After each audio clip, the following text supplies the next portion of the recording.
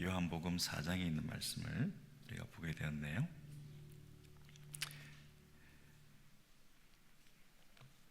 사도행전 요한복음 4장에 있는 39절 이하에 있는 말씀 우리가 읽어주셨는데요.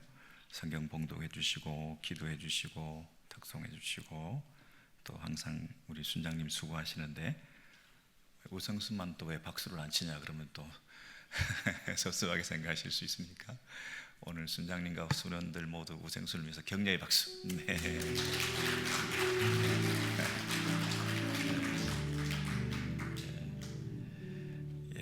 오늘 하나님 말씀은 요한복음에서 그 39절 이하에 쭉 보시면 여자의 말이 내가 행한 모든 것을 그가 내게 말하였다 증언하므로 그 동네 중에 많은 사마리아인이 예수를 믿는지라 그랬습니다. 여러분, 사마리아의 많은 사람들이 예수를 믿었다 분명히 얘기를 했거든요. 예수를 믿는다 그랬는데 40절에 보시면 사마리아인들이 예수께 와서 자기들과 함께 유하시기를 청하니 거기서 이틀을 유하심에, 그래서 예수님을 초청하고 불러들이고 댁에 모시고 또 함께 시간적으로도 시간을 충분히 이틀을 보내시고 그랬습니다. 그랬는데 41절에 보면 예수의 말씀으로 말미암아 예수님을 대접하고 식사하고 그랬던 게 중요한 게 아니라 그 시간에 예수께서 말씀해 주심으로 그랬습니다. 그래서 아까 믿었다고 했는데 이번에 믿는 자가 더욱 많아 그랬습니다. 수적으로도 증가가 되었습니다. 그리고는 42절에 그 여자에게 말하되, 그 여자가 누굽니까? 사마리아 우물가에서 예수님을 만났던 그 여자가 물동이를 던져놓고 동네 사람들한테 와가지고 내가 누구를 만났는데 이분이 나에 대해서 다 알고 이분이 예사뿐이 아니다, 이분이야말로 마르지 않는 생명의 물을 주시는 분이시다, 이런 메시지를 듣고 그 얘기를 전했던 그 여인이죠. 그래서 그 여인에게 뭐라고 말했냐면, 이제 우리가 믿는 것은 너의 말로 인함이 아니니 이는 우리가 친히 듣고 그가 참으로 세상의 구주신 줄을 알미라 하였더라 그랬죠. 그래서 간접적으로 그 여인이 전해 주었던 예수님에 대한 소식을 듣고 그 예수님에 대한 믿음을 가지게 되었지만, 한 걸음 더 나아가서 그 여자의 간증과 또 그 여자가 전해 주었던 그 소식과 소문, 그런 것들로 인해서도 예수님을 믿게 되었지만, 진짜 예수님을 제대로 알게 되고 제대로 믿게 되고 하는 것은 그 이후에 자신들이 친히 그랬습니다. 우리가 친히 듣고 그 다음에 그가 참으로 세상의 구주신 줄 알미라. 여러분들 이 부사를 보면 친히라는 말도 나오고 참으로라는 말도 나오고, 그래서 이게 간접적인 신앙 체험이라기보다는 직접적이고 개인적인 말씀에 부딪힘이 있었을 때 그것이 주는 그 파급력과 내 마음의 파장이 너무나 크게 일어서 제대로 된 신앙생활, 참된 신앙 고백, 이런 것들을 하게 되었다 그랬습니다. 이 여인 자체도 사실은 그 동네에서 우물가에 나왔다가 자신의 그 갈급함, 그 필요, 자신의 그 결핍된 상태에서 그 부족함을 채우는 그 일을 위해서 사실은 그 인생을 어떻게 살았습니까? 남편이 없다. 그런데 사실은 네가 남편이 지금 5이 있다. 지금 있는 자도 네 남편이 아니다. 이런 얘기를 하고 있지 않습니까? 그러니까 이 사마리아의 우물가 이 여인은 정말 부족을 느끼고 결핍을 느끼고 아쉬움이 많고 세상에 한이 있고 또 뭔가를 체험받지 못해서 서글픔이 있고 탄식이 있고 눈물이 있고 이런 여인이었는데, 이 여인이 누구를 만났습니까? 마르지 않는 생명의 물을 마실 수 있는 그 예수님의 그 말씀을 듣게 되었다 그랬죠. 그러니까 물동이를 버렸다 그랬습니다. 지금 물이 필요한 사람들이었는데 이제 물이 필요가 없다고 할 정도로 물이 들어있던 물동이를 버려두고 그랬습니다. 내가 주는 물을 마시는 자는 영원히 목마르지 아니하리다. 내가 주는 물을 마시는 자는 영원히 목마르지 아니하다. 이 땅에서 채움받고 이 땅에서 채워지지 않는 그 영원한 사모함과 갈급함을 이 땅에서 것들로 해결할 수 없는 하늘의 것들로, 신령한 것들로 해결해 주시는 그 예수님에 대한 믿음을 가지게 될 때 이 여인이 물동이를 버려두고 이 예수를 전했다 그랬습니다. 이 예수를 전했다고 하는 것은 마르지 않는 영원한 생명의 물을 마시는 그 인격적인 대상에 대한 믿음이 생기게 된 거죠. 그러니까 물동이를 버려둔 거죠. 우리가 오늘 부족함이 없는 삶에 대해서 우리가 배우고 있는데, 늘 부족한 것이 많은 우리가 과연 우리는 부족함이 없습니다. 이렇게 고백할 수 있는 신앙 모습을 어떻게 하면 본받고 배우고 정말 우리도 그렇게 하면 살아볼까, 이게 우리의 숙제인데, 이 여인의 경우에는 예수 그리스도 생명의 물을 주시는, 영원히 마르지 않는 물을 마시게 하시는 그 예수님을 만났을 때 모든 걸 버려두고 자신의 그 삶의 원천이 된다고 할 수 있는 물동이를 버려뒀다. 이게 제자들이 배를 던져놓고 그물을 던져놓고 예수를 따랐다 하는 그런 모습처럼, 한번 자기의 그 인생의 어려움들을 굽이굽이 해결해 헤쳐나오면서 남편이 5이 있다, 지금 있는 남편도 네 남편이 아니다, 이렇게 얘기했던 그 자신의 영적 현 주소를 정확하게 집어내시는 그분 앞에서, 이분이 나에게 부족함을 해결할 수 있는, 나의 근원적인 문제를 해결해주는, 이분만으로 만족할 수 있는, 이 땅의 것들로 채워지지 않는 영원한 만족을 얻을 수 있는 진정한 메시아를 내가 이 시간 만났다. 인생의 근본적인 질문에 대한 해결을 경험하는 그 어떤 영적인 대상을 만났을 때 이 여인이 모든 걸 버려두고 이분을 자랑하러 동네로 뛰어들어갔다 그랬습니다. 여러분, 우리 우생순을 비롯해서 우리 모든 성도님들이 바로 이 상태가 부족함이 없는 상태라는 것이죠. 근데 문제는 그 여인이 그 상태를 고백하고 찬양하며 기뻐하고 자랑하고 그 인생의 후반전을 그렇게 살겠다고, 나는 이제 부족함이 없는 상태가 됐다, 더 이상 내게는 6번째 남자가 필요 없다, 덕지덕지 뭔가를 내게 보태고 붙이고 장식하고 포장하고 가장하고 그렇게 살아가는 삶이 아니라 부끄럼 없이 모든 걸 다 내려놓고 예수님 이 한 분만으로도 내가 충분히 부족함이 없다, 이 자랑을 하는 그런 삶. 근데 동네 사람들의 입장에서는 예수님을 직접 만난 게 아니기 때문에 이 여인만큼 그런 감격이 없는 거였어요.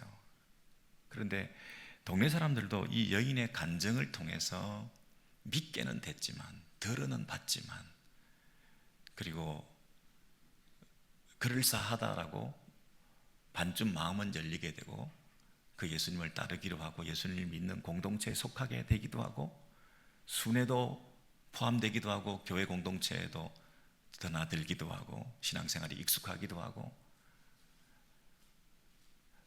그런 삶을 살았지만 그 가운데서 그 예수님을 집에 모시고 이틀을 유하게 하시면서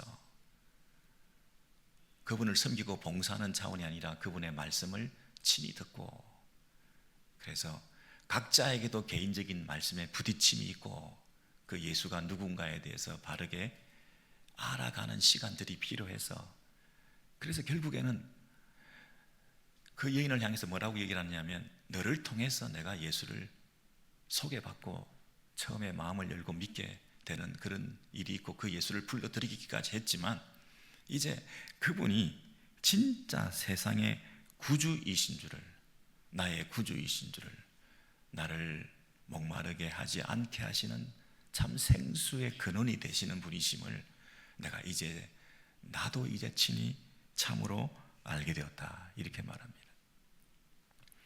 간증이라든지 전도라든지 이런 것이 필요 없다는 얘기가 아니라 반드시 그런 것들이 필요한데 그것이 다가 아니라 이제 우리 익숙한 종교 생활, 익숙한 우리의 그 교회 생활로서가 아니라 공동체에 속해 있는 것으로가 아니라 내 개인적으로 그분을 초청하고 그분을 대면하고 그분이 나에게 친히 말씀하시고 그분을 알아가는 시간적인 과정이 필요하고 그래서 그 모든 과정들을 통해서 내가 이분이 참으로 나의 구주이신 줄을 알게 되었다. 이런 신앙생활의 단계라기에는 못하지만 진보와 성장이 있고 내 마음에 요동치는 변화가 있고 어떻게 보면 내 삶의 급격한 BC와 AD가 나눠지는 그런 터닝 포인트가 분명히 있는 것은 그냥 교회 생활로 되는 게 아니다. 개인적인 주님과의 관계가 새롭게 시작돼야 된다. 그분을 모셔드려야 됩니다. 그분께 시간을 드려야 됩니다. 그리고 그분의 말씀을 들어야 됩니다. 그리고 지식적인 알을 통해서 감정적인 후회와 마음속의 회개를 통해서 의지적인 결단을 하고 나도 그렇게 살겠습니다 하는 그런 분명한 삶의 변화가 나타나 보여야 된다. 그리고 이런 고백이 있어야 된다. 그래서 바라기는 우리 우생순에서 지금까지도 잘 신앙생활 해 왔습니다만은 어떤 급격한 내 안에 변화가 있으시면 좋겠어요.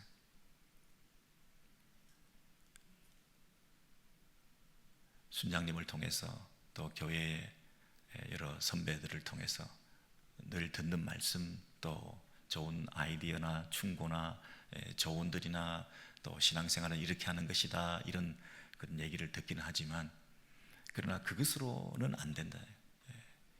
정말 이 사마리아 여인이가 자기 삶에 내 안에 부족함으로 투성이었던 그래서 세상을 닮아가고 세상 사람처럼 살고 싶고 세상 사람들이 자기를 채우는 방식으로 이 남편 저 남편 이 물질 저 물질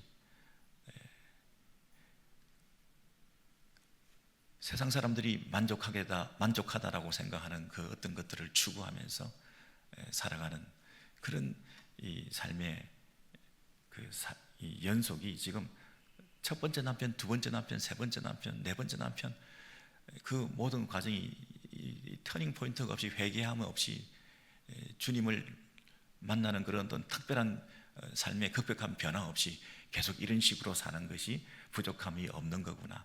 그때 땜질하면서 이렇게 채움받고 그나마 만족하면서 그렇게 살아가는 것이 이렇게 신앙생활이구나 종교생활이구나 이런 방식의 삶이 아니라 그 모든 것을 부끄러움을 다 떨쳐내면서도 예수님 한 분을 내 남편으로 모시는 그런 급격한 변화가 우리에게 필요한 것 아닙니까? 여러분 이 욥이라는 사람이 자기 인생에 급격한 변화를 겪게 됐는데 그 욥만큼 경건한 사람이 없었습니다. 욥만큼 스스로 생각할 때 자타가 공인하는 그런 훌륭한 사람이 없었다, 그렇게 말하지 않습니까? 그리고 욥은 정말 어떤 면에서는 부족함이 없는 사람이었습니다. 그분의 건강 상태나 그분의 재산 상태나 그분의 자녀들의 형편이나 그리고 사회적인 명예로 보나 평판으로 보나 욥기 1장 1절부터 3절에 나오는 그 내용들을 보면 욥이 얼마나 사람들로부터 칭찬을 받는지, 온전하고 정직했다, 경건생활, 윤리적인 삶에 있어서도 반듯한 삶을 살았습니다. 2절에 보시면 그분의 재산도 자식도, 3절에도 보시면 낙타가, 소가, 그리고 하인도 얼마나 많았는지, 동방에서 가장 훌륭한 사람이라고 할 만큼 그런 사람이었습니다. 여러분, 그런데 3절 이하에 쭉 보시면 이제 그 욥이 어떤 상황에 놓이게 되느냐면 그 모든 것을 잃어버리게 됩니다. 모든 것을 잃어버리게 됩니다. 세상에 이 사람보다 더 부족한 사람이 있겠습니까? 여러분 생각해 보세요. 없던 사람이 없이 살면 부족한 줄 모를 수도 있는데 이런 충만한 삶을 살았던 사람이 하루아침에 모든 걸 잃어버렸을 때 그 마음의 부족함이란 더 큰 부족을 느끼게 되는 거겠죠. 그런 엄청난 부족을 느끼게 되는 이 욥의 마지막에 1장부터 시작해서 2장, 3장으로 끝나는 게 아니라 4장, 5장으로 끝나는 게 아니라 10장, 20장으로 끝나는 게 아니라 30장, 40장으로 넘어가서 42장에 가서 이런 새로운 변화가 생기는데 42장 5절에 보시면 내가 주께 대하여 귀로 듣기만 하였사오나 이제는 눈으로 주를 배웁나이다. 여러분, 귀로 듣는다, 간접적으로 들었다. 옆에 친구들이, 신학자들이, 설교자들이, 조언하시는 분들이 이런저런 얘기를 많이 하는 얘기를 많이 들었고 내가 그분에 대해서 이해를 한다고 했지만, 그러나 1장, 2장, 3장, 10장, 20장, 30장, 40장 이런 영적인 스트러글을 통해서 이게 뭔가 도대체 나에게 왜 이런 일이 일어났는가? 하나님이 살아계시는가? 살아계신다면 어떻게 이런 일이 일어날 수 있는가? 내게 일어나는 일의 어떤 의미는 뭔가? 어떻게 설명할 수 있는가? 이런 과정들을 통해서 이제는 눈으로 주를 배웁나이다. 하나님에 대한 바른 이해를 통해서 눈으로 본다는 얘기는 개인적으로, 체험적으로, 생생하게, 친밀하게, 드디어 참으로 친히 이분을 접하고 이분의 말씀을 듣고 이분과 대화하고 이분과 싸우기도 하고 논쟁하기도 하고, 그리고 이분이 마지막으로 나타나셔서 말씀해 주시는 그 음성을 들으면서 이제 이분이 누군지를 제대로 알게 되었다, 이렇게 얘기를 하고 있습니다. 그런데 6절에 보시면 그러므로 내가 스스로 거두어드리고 티끌과 재 가운데서 회개하나이다, 이런 6절을 고백하게 되는데 이분이 현재 모든 걸 잃어버리고 어디에 있다고요? 티끌과 재 가운데 있다, 이렇게 말합니다. 티끌과 재 가운데. 이 티끌과 재라고 하는 것은 모든 것을 잃어버린 상태를 말하지 않습니까? 여러분은 장차 목사가 될 한 어린 형제를 보고 있습니다. 설교 시간에도 왔다 갔다 할 수 있는, 예배 시간에도 왔다 갔다 할 수 있는 유일한 사람은 목사님 한 분밖에 없습니다. 그러므로 내가 스스로 거두어드리고 티끌과 재 가운데서 회개한다. 여러분, 이 스스로 거두어드리고 이게 좀 많이 의역을 한 것이긴 하지만 현재 이 욥의 상태는 티끌과 재 가운데 있습니다. 모든 걸 잃어버렸습니다. 그런데 그 가운데서도 회개한다 그랬는데 돌이켰다, 새로운 예수님을 새로운 하나님을 만나게 되었다, 그런 뜻이기도 하지만 이게 내 안에 진정한 위로가 되었다, 이런 뜻이기도 합니다. 내 안에 진정한 위로가 되었다. 이게 제대로 하나님을 알게 되니까 이게 참 나에게 만족이 되었다, 새로운 삶을 눈뜨게 되었다. 예. 욥이 부족함 없는 삶을 살았는데 굉장히 두려워하고 있었던 게 뭐냐면, 이런 것을 잃어버릴까, 내가 가지고 있는 이 평화를, 내가 가지고 있는 이 행복을 깨트리는 일이 있을까. 그래서 이 자식들이 생일 잔치를 하고 나면 그 잔치하고 난 다음에 혹시 뭐라도 죄를 지었을지 모르니까 마음으로라도 입술로라도 행동으로라도 이렇게 죄를 지었을지 모르니까 이 자식들을 위해서 대신 제사를 드렸던 분이 누구예요? 욥입니다. 혹여나 이 행복이 깨트려질까, 이 부족이 깨트려질까, 자기 인생의 그 아름다운 행복한 생애 최고의 이 순간들을 계속 누리고 싶은 거예요. 예. 이 계속 누리고 싶은 이 순간들이 깨트려질까 노심초사하면서 경건하게 하나님 앞에 제사 드리면서 정직하게 그렇게 살았는데, 그렇게 정직하게, 그렇게 경건하게, 그렇게 어렵게 살았는데 모든 게 무너졌다.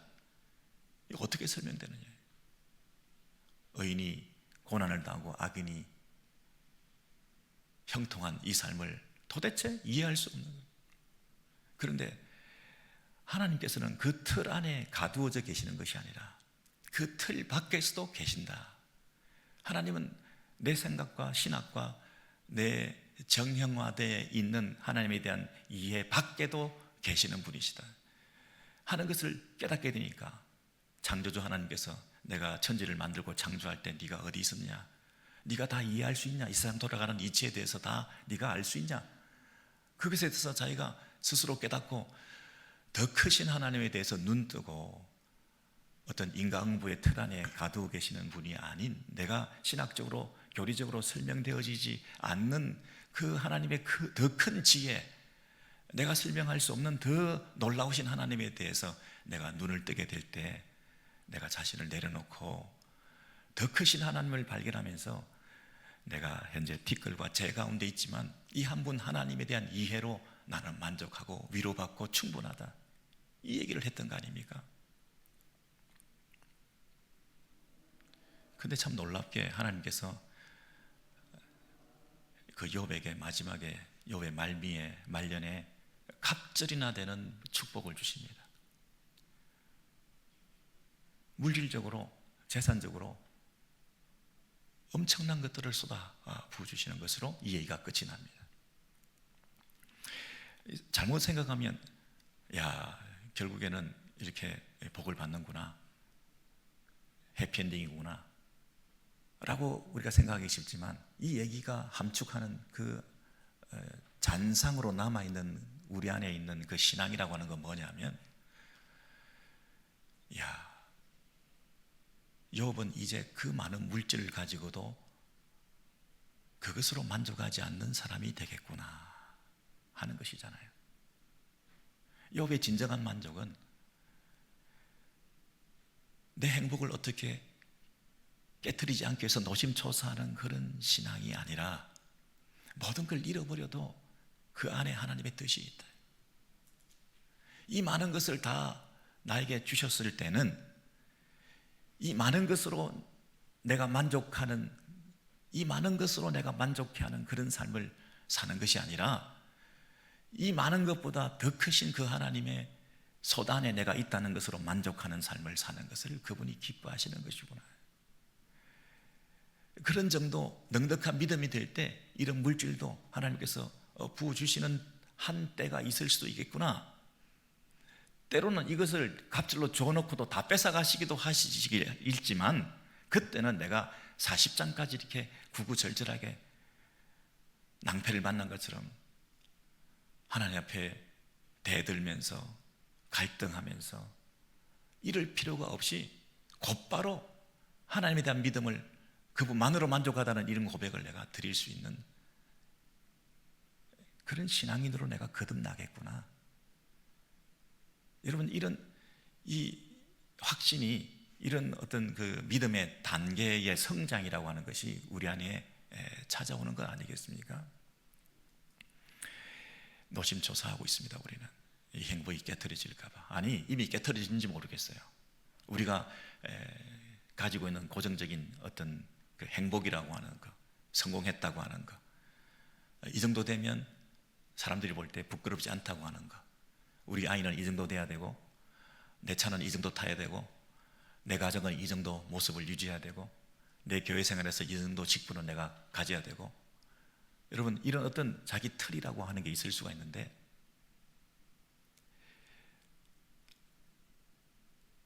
어떤 경우는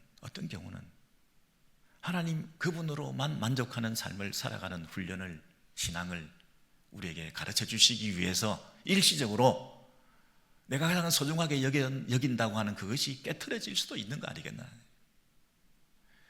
내가 보수적으로 생각하고 있는 어떤 행복이라고 하는, 그리고 가치 있다고 생각하는, 그리고 사람들 보기에 이만하면 됐다고 생각하는, 내 스스로도 만족할 수 있다고 생각하는 그 어떤 나의 이상적인 모습을, 노심초사하고 있는 그 모습을 하나님께서 안쓰러워하시면서 그것을 깨트리시기까지 하시면서도 그 틀 밖에 있는 나와의 만남, 그 틀이 깨어졌을 때 내가 너와의 관계는 나만으로 만족할 수 있겠냐라는 것을 가르쳐 주기 위해서라도 그 어떤 네가 생각하는 그 행복이라는 틀을 깨트릴 수도 있지 않겠냐는.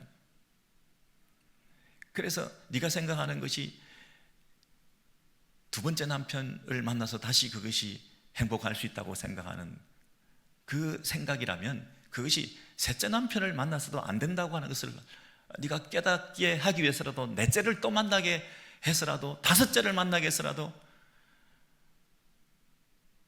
그것으로 만족할 수 없는 나만이 너의 만족이라고 하는 것을 가르쳐주는 하나의 일련의 신앙성장의 과정이라고 한다면,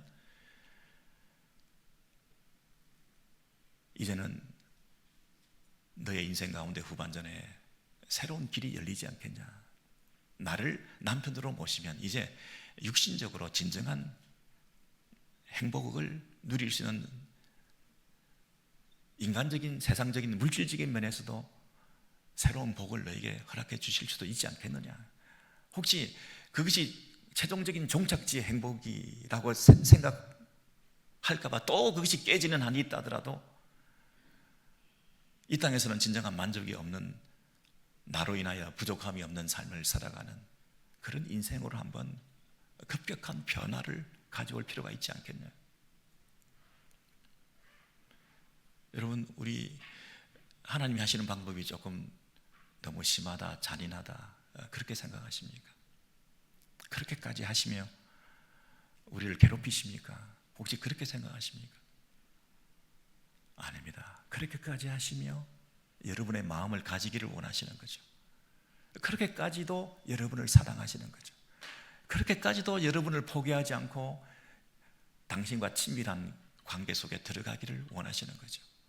당신만으로 부족함이 없는 삶을 사는 그 고백을 받아내기를 원하시는 거죠.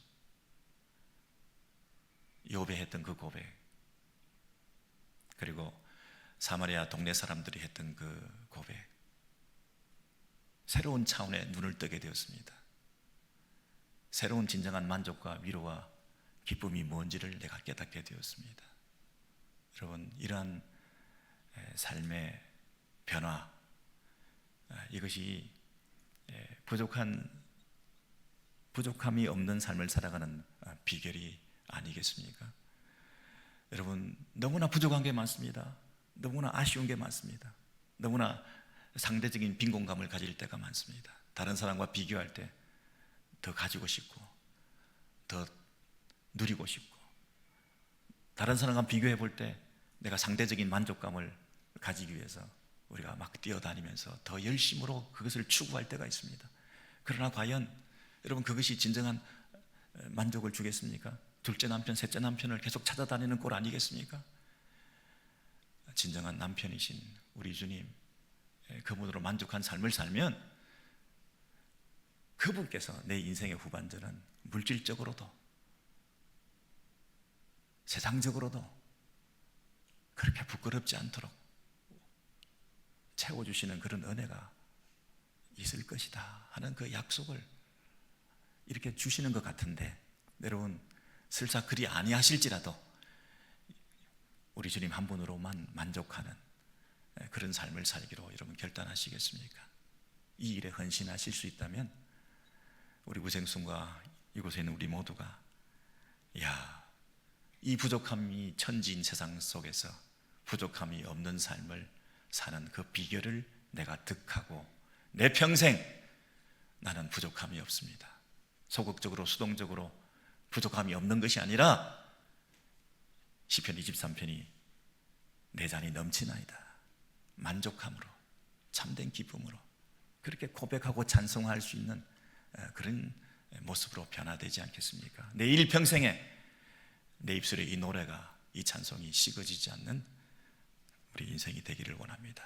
나는 부족함이 없습니다. 내 잔이 넘치나이다. 상황과 환경에 관계없이 전천후적인 이런 신앙생활을 회복하는 우리 우생순과 우리 모든 성도들 되기를 소원합니다.